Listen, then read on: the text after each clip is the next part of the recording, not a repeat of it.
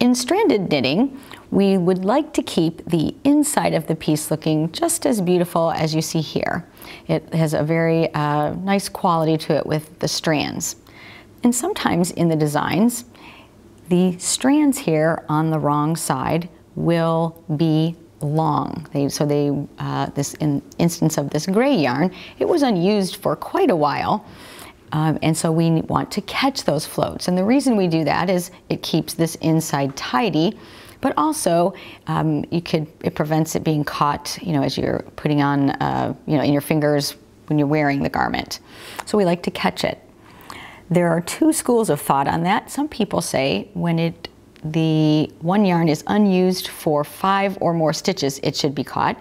And some will say an inch or more. So I usually go by the 5-stitch rule unless I'm working with a really bulky yarn, and then I'll just make sure I catch a float every inch. So let's get to a piece and we'll see how to catch the float. So to catch a long float, I will show a little bit of stranded knitting. Now I always hold mine one in each hand, as I think it is the most efficient way to do this. So if I'm going to have, say, 7 white stitches, and this red is just going to be have to be carried along the back 7 stitches, that's just too wide. So I'm going to catch that float in the middle of those 7 stitches. So I've already knit 1, so let's knit 2 and 3. So in this 4th white stitch that's coming up, I'm going to catch my red yarn or catch that float. So to do that, so this is when you need to carry the yarn that is being held in your right hand. I'm going to enter that stitch like I'm going to knit it, then take that yarn in your right hand and wrap it around as if you're going to knit it, but don't. Then take the yarn that you are going to knit the stitch with, the yarn in your left hand, and we're going to scoop that up as if we're going to knit it, but don't pull it through. So I have 2 yarn, technically kind of 2 wraps here on the needle. Now I'm going to take this right yarn and unwrap it and then finish the stitch. Or in other words, drag that white yarn or the left yarn through. And when I turn that down, you can see that my red yarn is trapped.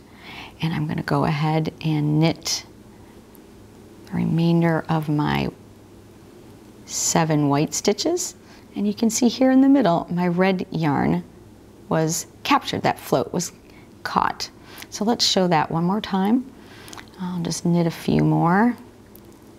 And now I'm going to, you can see how I just spread those out. It's always a good idea to try to keep spreading your stitches out so our floats don't get too tight. So to carry the yarn in your right hand, you enter the stitch you're going to knit, take that right yarn, wrap it around, but don't finish the stitch. And then the yarn in your left hand, wrap that as if to knit, take the yarn in your right hand and unwrap it, keeping that yarn that's in your left hand still on the needle, and then finish the stitch. And you won't see that red yarn that you caught here on the front. All right, so now let's talk about if we have to carry. I'm going to knit some red for a while. And let's just say that I need to then have 7 red stitches and I need to carry along this white so that I don't have a long float. We need to catch that. So this one is much easier. I'm going to go into the stitch that I'm going to knit with red, but I go under the yarn in my left hand. So just simply under it, then go ahead and knit that stitch as usual. And when I finish that, again, my white yarn got kind of caught in there. So that's how you catch that float. So let me show that one more time.